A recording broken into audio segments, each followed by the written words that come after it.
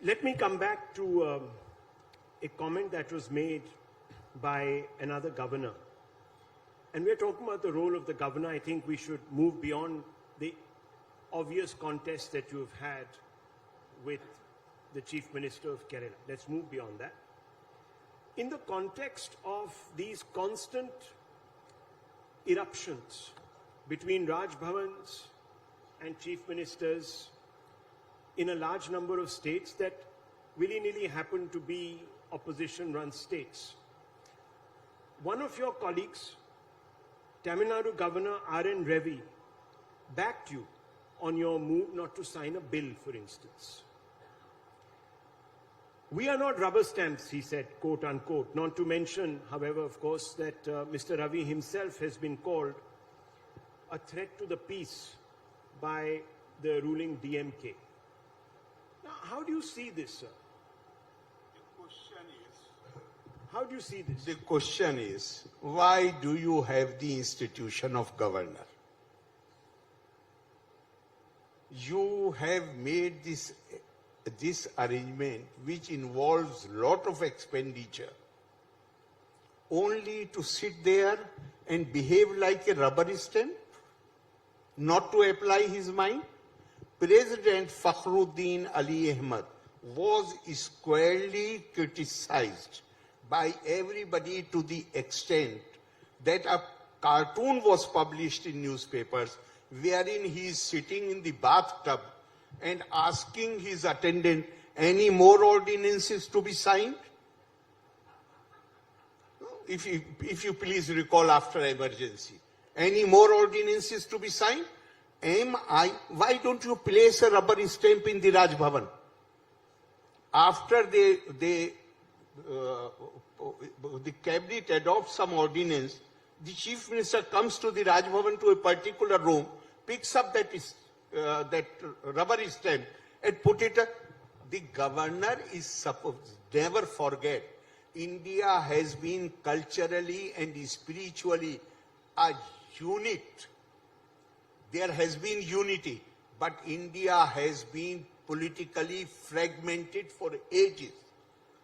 We needed somebody in the states when your unity is only 75 years old and your history of political fragmentation, centrifugal forces operating in India is few thousand years old. And now you need somebody in the state to keep an eye. You know, if I am not signing an ordinance, then one of the ministers in Kerala government says, he criticized me for not signing the ordinance, I can understand. But what he says, how somebody born in UP can understand the Kerala education system. What is this? If it is not stoking fires of provincialism and regionalism, this language is challenge and threat to Indian unity. And therefore I withdrew my pleasure.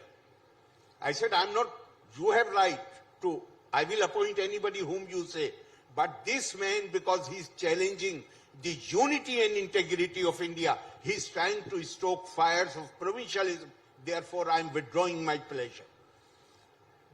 Unless there is some role for him to apply his mind. Okay, so how do you see the criticism that is now emerging in different elements of the press also? One second, sir. In many editorials where they say that governors in certain states that are run by the opposition assume that they are the de facto popularly elected chief ministers and they have a right, as you have said yourself, to step in and take calls. In your case, sir, not sign an ordinance. How do you reconcile yourself with this criticism that's coming your way? If you are sending an ordinance or bill which is repugnant to UGC regulations, which is repugnant to the... How can you allow any ordinance or bill to become law which allows you to become judge in your own cause? They want to take away the powers of the Lokayut. They want to peg for the first time anywhere in India they have proposed an ordinance. But this is also true, this powers of the Lokayukta in Karnataka. In Karnataka. But there has been commentary about how the powers of the Lokayukta there have also been sought to be weakened. No. Sir, how is it that the governors there are not doing their duty? Are they doing their duty or they're not doing their duty? In recent years, there has been no amendment to the Lokayukta Act Sir, in Karnataka. there has been a At move. least I can say There for has last been a 4-5 years. There has been a move. It has been talked about. All I'm saying is, let's take it forward. I'm saying that I this have is already checked it. This is not, one second, so this is not something that is even happening between the government at the center and the president. How is it only happening in opposition states? That is the question, sir. I keep coming back to it. For me, the question is that if anything comes for me to approve, I will apply my mind.